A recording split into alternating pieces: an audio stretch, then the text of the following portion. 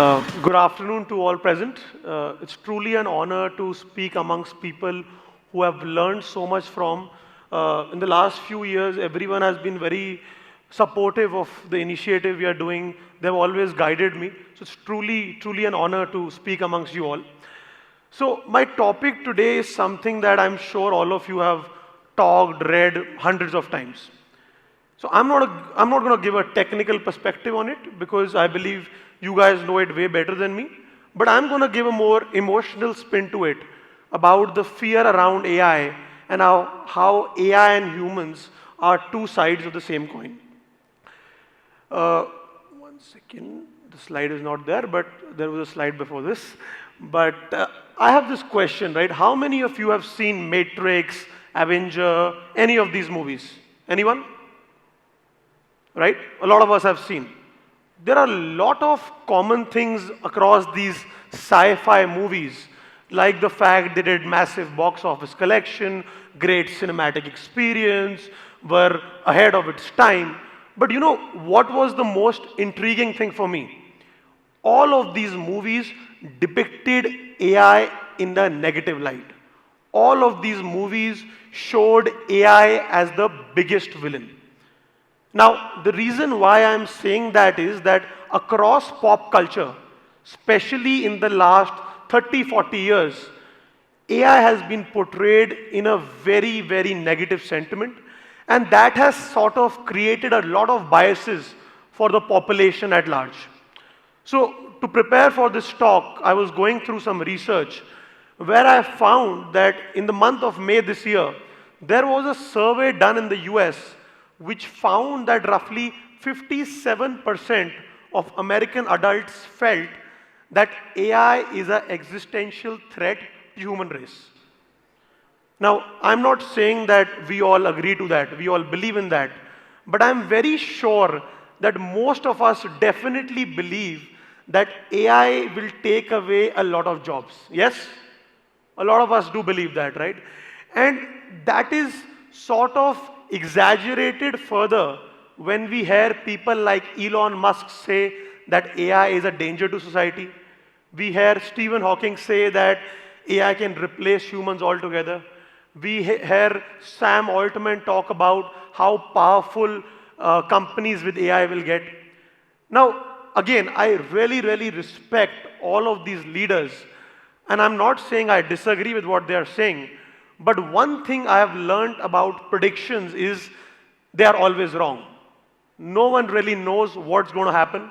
There are so many socio-economical, political, cultural, climate patterns that are tough to predict, tough to impute right now for anyone to truly tell us what is going to happen with AI and how dangerous or good it is for society.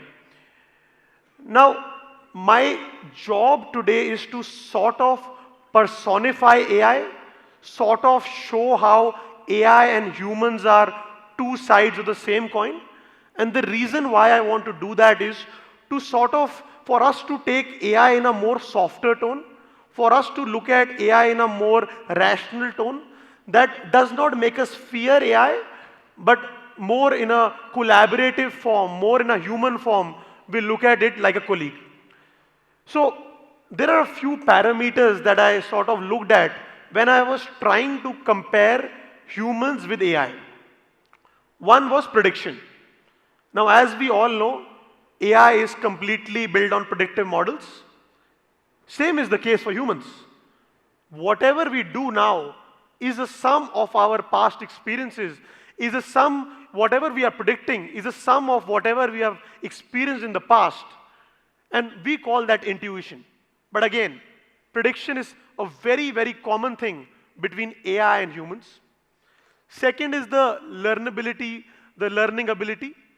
Now, as we all know, AI is trained on historical data. AI is trained on data of the past and tries to create analysis or learnings out of that. Same is the case with humans. What are we doing? What are we studying in school? What are we learning from our seniors? All we are learning is what happened in the past, what did that teach us? And finally, hallucinations. You know, we all are dreamers. And whatever we dream, mostly is not always factually accurate, is mostly not always connected to reality, but we still dream. Same is the case for AI. Some of the predictions, some of the content that AI will displace, will show to us, will be extremely irrelevant, will not make any sense. But so does what a human does. We also do the same thing. So what I'm trying to come to is that there are a lot of common similarities between humans and AI. And if we sort of look at AI in that personified way, the whole stigma, the whole fear around AI sort of decreases. Now, guys, let's take a step back. Let's imagine that there's a normal Monday. You wake up. When you wake up, the first thing what do? You look at your phone. Now, while you are trying to open your phone through the Face ID, through the facial recognition, it does not work. You have to punch in your passcode.